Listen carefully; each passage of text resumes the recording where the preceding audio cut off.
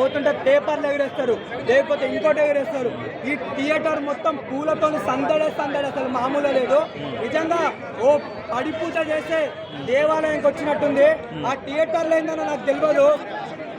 ఏందన్నా పాప్కార్న్ అడుగుతారు, లేకపోతే కూల్ డ్రింక్ అడుగుతారు ఇంటర్వెల్. ఈడ లోపల ఏందన్నా ప్రసాదాలు అడుగుతారు. అరే థియేటర్ మేనేజ్మెంట్ ఎవరైనా ఉంటే ప్రసాదాలు పెట్టి అంటారా బాబు. సినిమా మాత్రం సూపర్ ఉందన్న.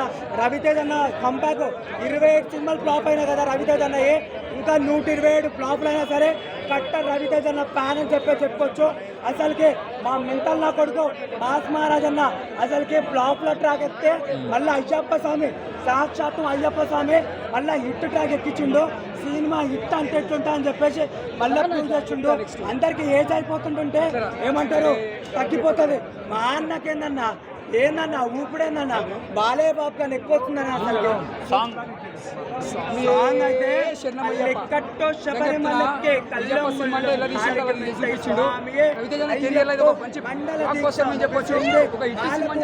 తెలిసిందే శబరిమండ పిలిచింది మరి చేరగా 10 మంది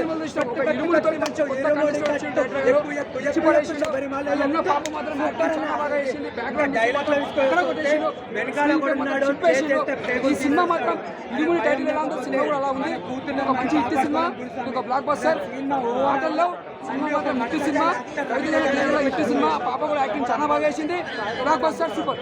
విషపూరితమైనది ఆ విషపూరితమైన జనాలను విషపూరితం చేస్తుందా, సినిమా విషపూరితంగా ఉండి జనాలు మళ్ళీ మంచిని పంచుతుందా అనేది వెయిట్ చేయాలి. And high and action film లాగా అనిపించింది. సో యష్ గారి నుంచి కావాల్సిన యాక్షన్ ఎలిమెంట్స్ అయితే కేజీఎఫ్ తర్వాత క్లైమాక్స్ వెరీ వెరీ ఎమోషనల్ అన్నమాట. చాలా అయితే సినిమా అక్కడి నుండి మందు మానేసి ఆ మందు మానిన తర్వాత ఆ తర్వాత స్వామిమాలు వేస్తారు. స్వామిమాలు వేసిన తర్వాత ఆ భక్తి అనేది మామూలుగా చేయలేదు. ఇంత ముందు ఏంటంటే లవ్లు అన్ని చేశాడు, కానీ ఇక్కడ నుండి భక్తి అయితే సార్ ఇంత భక్తి చేస్తాడా, ఇంత దేవుని ఇంత పూజిస్తాడా, ఇంత చేస్తాడా అని దాన్ని మాత్రం మామూలుగా చేయలేదు. ఆ భక్తి చిన్నపాప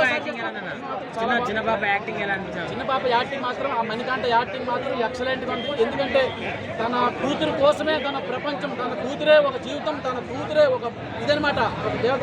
అంత ప్రేమించే కూతురు